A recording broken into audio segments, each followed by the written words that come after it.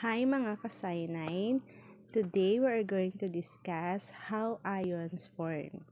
For example, sodium, Na, chlorine, Cl.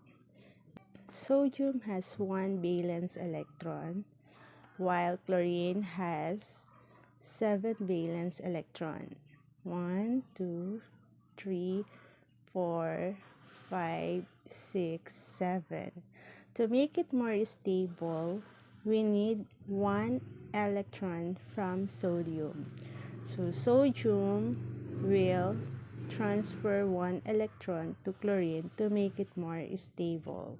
If the atom transfer electron, it will become positive because it loses electron, while the one who receive electrons become negative sign because they gain electron.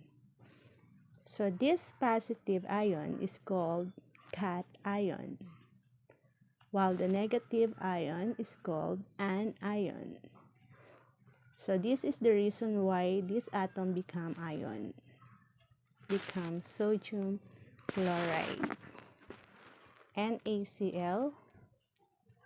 Name the metal first, followed by the non-metal, and ends with ID.